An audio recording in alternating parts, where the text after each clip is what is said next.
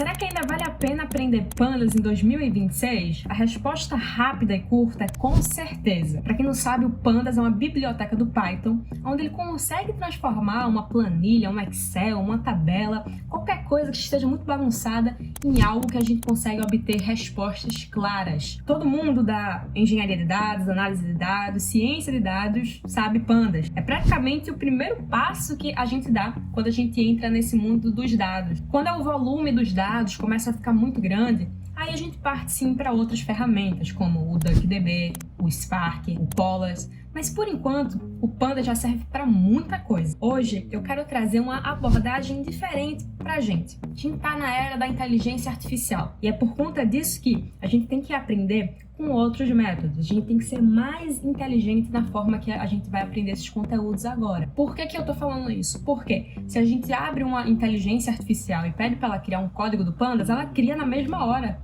E muitas das vezes o código está totalmente correto. É por isso que o nosso ponto não vai ser ficar decorando cada parte do código, mas sim entender o que a gente quer. Porque com isso a gente faz uma pesquisa e aí a gente consegue criar todo o nosso contexto, toda a nossa análise, enfim, tudo que a gente precisar. Exemplo, vamos dizer que eu quero fazer um agrupamento de colunas no Pandas e eu não estou lembrando agora qual é a função, é o método que faz isso. Se pelo menos eu sei o que eu quero, eu posso chegar e pesquisar no Google, pesquisar para uma IA, ela me dá essa resposta e a partir disso eu começo a fazer as coisas que eu quero. Perceba que o ponto não é a gente não entender nada do código, de jeito nenhum, a gente tem que sim saber. A base é fundamental. Então a gente vai focar na base, vai entender o fundamento, a partir dele a gente consegue fazer qualquer outra coisa. Hoje eu trouxe um exemplo de um extrato financeiro, onde a gente vai conseguir entender melhor aonde que esses gastos foram centralizados. Eu faço isso de verdade, mas aqui eu trouxe um exemplo fictício, né? Eu não vou trazer dados reais, mas funciona da mesma forma. Por que é legal a gente fazer isso?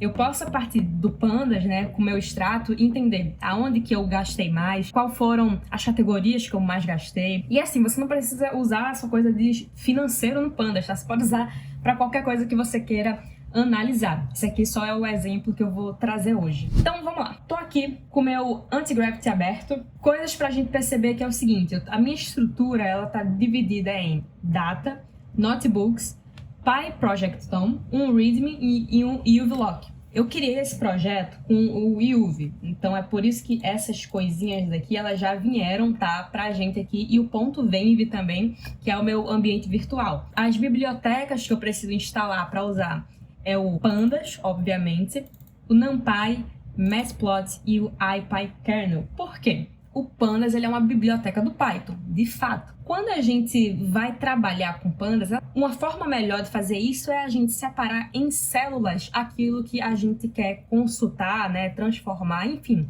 Então é por isso que a gente usa os notebooks, que é com essa extensão aqui, ó, IPYNB. Você cria o seu notebook aqui e aqui você consegue criar código dentro de células. E por que isso é bom? Porque você executa só o código da célula que você quer, ao invés de ter que executar tudo.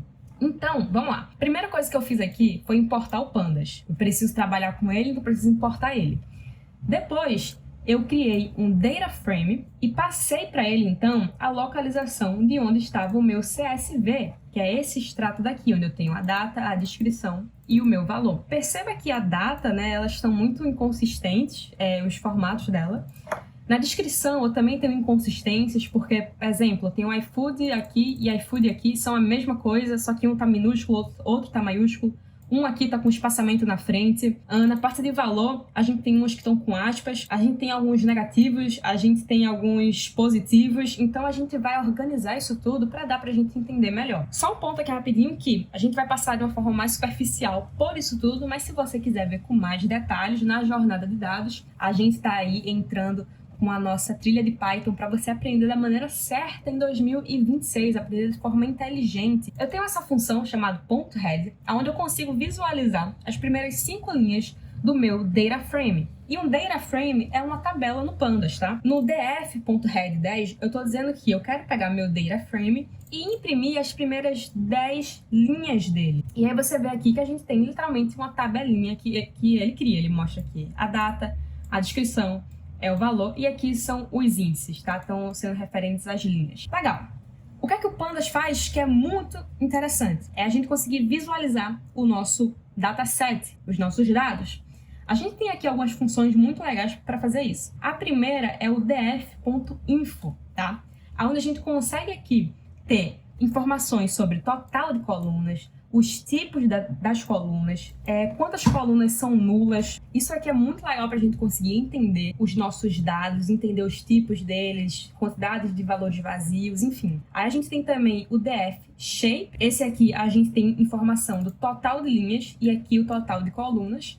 A gente tem o df columns, que mostra pra gente as nossas colunas, de fato. Então a gente tem aqui data, descrição, valor, e o tipo delas todas são string, que é o str. Aqui a gente tem o isNum, que ele detecta valores nulos, e depois a gente tem o sum. Então a gente quer somar a quantidade de valores nulos no meu data frame. Vou rodar isso aqui, você vê que no data, né, na coluna data eu tenho 1, na descrição eu tenho nenhum, e no valor eu tenho 1. Isso aqui é bem legal também. Se eu não botasse o sum, olha como ia mostrar.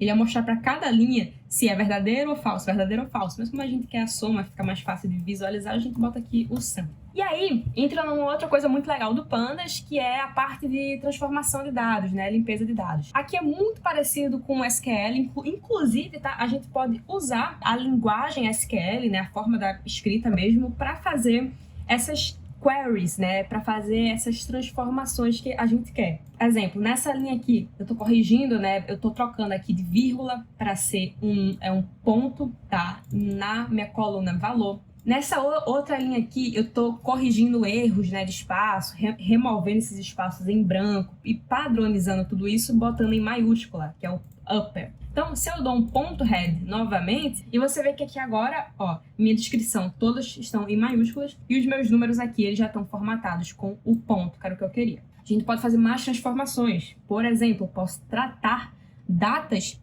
e linhas quebradas. Vocês viram que no nosso CSV, a gente tá com essas datas aqui que estão horríveis, né? A gente pode arrumar isso. Então, exemplo, nessa linha aqui, eu tô pegando a minha coluna data, tá? E tô corrigindo o formato dela. Após isso, eu dropo, eu excluo, né? Jogo fora todas as minhas linhas que são vazias nas colunas data e valor.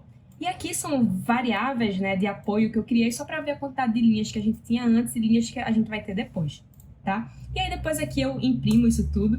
Então a gente tem aqui que linhas removidas por dados incompletos são 2, que de fato bate, porque a gente viu que a gente só tinha 2 linhas aqui que estavam vazias na coluna data e na coluna valor. E depois aqui ele mostra novamente, né, o nosso data frame. E se você ver, ó, ele tá com a data agora corrigida. Aí a gente pode fazer muito mais transformação. Então aqui eu consigo separar as entradas e as saídas, né? Eu faço toda a lógica das coisas que eu quero. E aqui tem total de transações de gastos, total de transações de entrada. Eu posso aqui, ó, o filtro que separa os gastos pequenos. Porque eu queria saber tudo abaixo de R$20 que eu ficava comprando e saber a quantidade disso, né? Porque no final esse 20, 20, 20, 20, ele vai somando, fica muito, muito alto esses gastos. Então a gente cria toda essa lógica também. E aqui, ó, quantidade de gastos, formiga, esses gastos pequenininhos, abaixo, né, de R$20, tem 156. Quantidade de gastos grandes, né, grandes, acima de R$20 ou mais, temos 16. E aqui a gente faz outras lógicas, tá, pessoal? E olha só, total em gastos formiga, gastos pequenos no mês, 1.891. Total em gastos grandes, 3.633. E o total geral em gastos, 5.524. Vê essa parte aqui, ó. Percentual do mês inteiro, que foi só em gastos pequenos, 34,2%. Isso é muito alto. E olha que a gente consegue entender isso aqui, a gente consegue então se organizar melhor. A gente pode fazer mais coisas, olha só. Eu vou agrupar agora por categoria. Vocês lembram que aqui eu tinha iFood, era toda a mesma coisa e alguns estavam diferentes, outros não estavam. Então a gente categoriza isso tudo, a gente consegue criar. E no final, olha aqui como fica. A gente tem a nossa descrição e a nossa categoria agora. Aí outra coisa que a gente faz aqui, ó. Quem são os maiores vilões dos gastos pequenos? A gente quer saber quais são as categorias que estão gastando mais. Então a gente faz aqui a nossa lógica e a gente tem aqui, ó, o total de gastos por categoria. Transporte por app, 420. Total de compras, 34. Isso aqui é muito legal. E aí você pode, né, ir criando da forma que você quiser mesmo. Você entende aquilo que você quer e aí você cria aqui. Ó, eu vou agora fazer uma visualização do tamanho do meu estrago aqui, né, das coisas que eu fiz. E aí é nessa hora que a gente junta o Pandas com outras bibliotecas.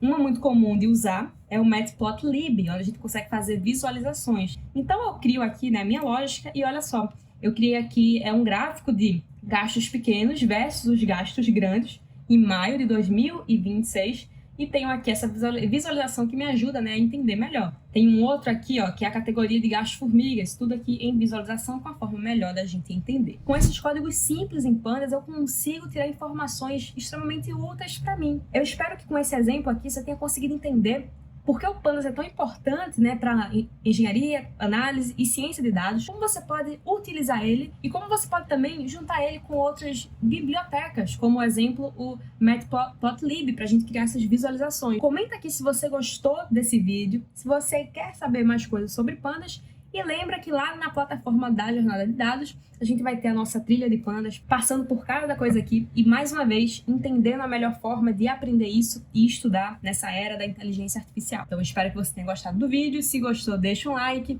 e eu espero você no próximo vídeo. Um beijo!